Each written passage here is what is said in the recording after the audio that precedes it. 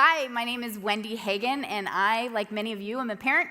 I'm a mom. I've got a teenage son, a tween daughter, and an elementary school-age daughter. And I also am the director of speakers for Teen Esteem. So I have the privilege of being on campus, engaging with students, engaging with teachers, administrators, and parents about all the different youth trends. And so I can confirm what you've probably been reading about in the news, or maybe you heard this from the U.S. Surgeon General, that e-cigarette use among young people is an epidemic. It is spreading like wildfire. It is growing so fast. According to the FDA, in 2018, 1 in 5 high school students vape, which is a 78% increase over just 1 year. Nearly 5% of middle schoolers vape, which is a nearly 50% increase in 1 year. And one of the growing concerns that we have and that we're seeing is this trend of young people who are becoming addicted at such a young age. And so that's what we're going to talk about today, e-cigarettes, which is more commonly referred to as vaping. We're going to talk about vaping because we got to get ahead of this. We need to stay on top of it, and we need to be engaging with our students so we can help them in this crazy trend of vaping. So let's start with, what is vaping? What is it? So here is a e-cigarette or a vape device. Battery charged, a lot of times just through a USB charger, rechargeable, heats up an e-juice or a liquid. The sensor detects when you take the drag, and then you're inhaling and exhaling aerosol.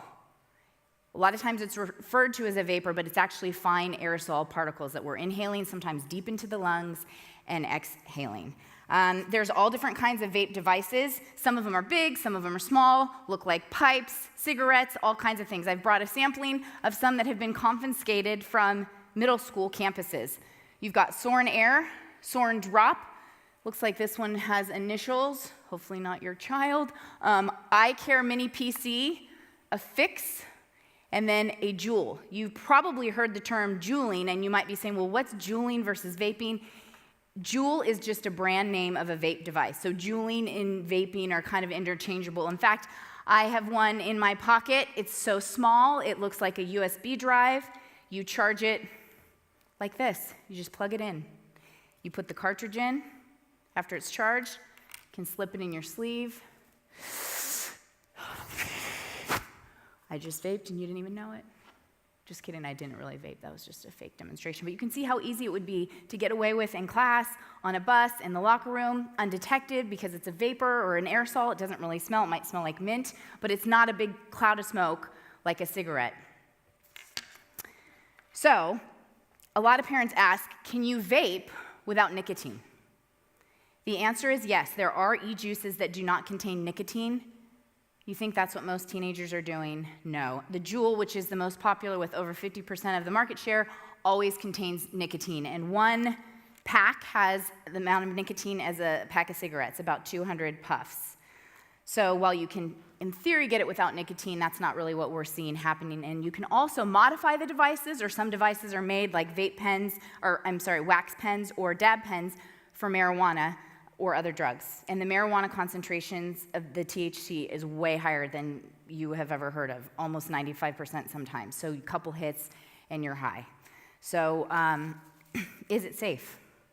We know what it is now. Is it safe? I'll refer again to the U.S. Surgeon General, who issued a warning against e-cigarette use by young people, and he called it unsafe in any form. Why? What's in that aerosol? Well, let's take a look. We talked about the nicotine, and evidence suggests that nicotine use during adolescence and even into the early 20s has long-term impacts on brain development. We're talking about teenage brains here. Their brains are not fully developed. So when you're giving these chemicals and the nicotine, the likelihood for addiction is so much higher. In fact, 90% of addictions begin in the teen years. So you've got nicotine, then you've got ultrafine particles, volatile organic compounds, cancer-causing chemicals, numerous substances that potentially can be so harmful to your health. And the reality is we don't even really know. This is so new. We don't know the long-term effects. And a lot of times we don't know what is in the vape pen. Because a lot of times the marketing is different than what's actually in it. When they've done testing of nicotine-free juices, they actually have nicotine. So you don't really know. There's also over 7,000 flavors to choose from. I've just selected a few. And I'm no scientist, but I'm just gonna take a guess that unicorn poop is not organic. Is it safe? Certainly not for children, certainly not for young adults in the developing brain. It is not safe. So what can we do then? What can we do? Well, the first step is educating ourselves. And you guys are here, so boom. Awesome, you're taking a step in the right direction, and you're watching online. You're going in the right direction. You're educating yourselves about what is vaping, and stay on top of it. More articles and studies are coming out all the time because, like I said, we don't really know the long-term effects on brain development and what it's doing to our bodies. The second thing is to engage with your kids. Talk to them about this. I know it's intimidating because you don't know everything, but that's okay. Talk to them. What do you know about vaping? What are you hearing about on your campus? Do you know anyone who vapes? You don't have to tell me names. Are you around it? Are you exposed to it? Talk to them. Listen to them.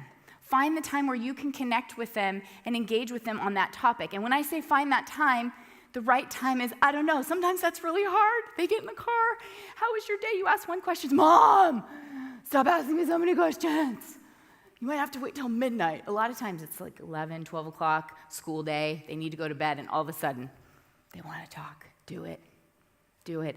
And leave this topic on the table just like anything else you would talk to them about. Make sure they understand what it is too, and what's in there, and the risks. So you educate yourselves, and then you engage with your kids, and then finally you got to establish boundaries and consequences with your kids in all areas, but specifically about illegal substances and drug use. You might not be able to convince your kids that vaping is harmful, but at the very least it's illegal. It's different from state to state. I can tell you in California, the tobacco use age is 21. So at the very least, it's illegal, and you've got to be clear and consistent with your boundaries and your consequences. If you are vaping, this is going to happen, and figure out what those things are. I know it's hard to be consistent and firm, but our kids, they need that connection with us, but they also need boundaries. So what do I do if I find out that my kid is vaping or I suspect it? What do I do? Well, the first thing is Parenting 101. Don't freak out. I know you're tempted on the inside. You might be, stay calm. Address it with love and compassion, but with firmness. Don't freak out. Second thing is, and this is so important, try to understand why. Help your kid have an awareness of why they're engaging in this behavior. They might not know. They might say, I don't know, or someone offered it to me, so I just did it, or I wanted to try it, or it was fun. That might be true. But it also might be true that they're really struggling, and maybe they're using this as a coping mechanism now. Maybe it started as a fun experiment, but now maybe they're addicted, or maybe they're really struggling with some stressors in their lives, and they don't know how to cope. We've got some more videos on our website that talk about coping and grit and resilience and healthy coping mechanisms, and so that's maybe something you need to explore with your kid. Don't freak out. Try to understand why, and then finally, back to the consequences. They need consequences for vaping. You're going to take away all their devices that are associated with that, and then you need to explain those boundaries are out of love and care. You're not trying to be a killjoy. You love them. You want what's best for them. And then you figure out in your family what works best for those consequences. I don't know what that looks like, if that's taking away the car or the phone or giving them extra chores or making them have extra family time. I don't know what that looks like for you. But you need to figure out the consequences and implement them. There are home tests for nicotine as well, so you might need to start doing random drug testing on their kids. They might need that help with accountability. I love this quote from Dr. Henry Cloud. We change our behavior when the pain of staying the same becomes greater than the pain of changing. Consequences give us the pain that motivates us to change. Sometimes it's the consequence that's really going to help change that behavior. But what do I do if we've done the consequence? In fact, we've done it multiple times, and it's still happening, and it's still happening. What do I do? That might be the time where you really need to talk to your healthcare provider or a mental health professional or someone that deals with substance abuse. That might be bigger than you implementing a consequence. You might really have a struggling teen that really needs help getting off the nicotine or another illegal substance. So when those consequences aren't working, you're going to need to reach out for help. The U.S. Health and Human Services Secretary said this: The bottom line is that in the data sets we use, we've never seen use of any substance, and by America's young people, rise this rapidly. This is an unprecedented challenge. So if you are dealing with this unprecedented challenge in your home, know that you are not alone. There are a lot of great resources out there that can help you, both in your community but online. Teen Esteem has some great resources on our website about all kinds of parenting issues. There's also the Partnership for Drug-Free Kids. You can download a guide that goes way more into detail about vaping than I can do in a short video. Truth Initiative has some great resources about living tobacco-free lives and has launched an online program to help kids, or anyone really, with quitting e-cigarettes. And then the National Institute of Drug Abuse for Teens has information and online activities and games.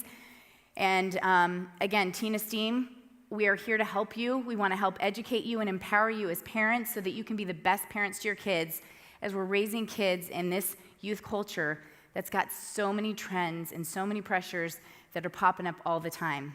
So join us as we try and educate you and your kids. And thank you so much for caring about our children.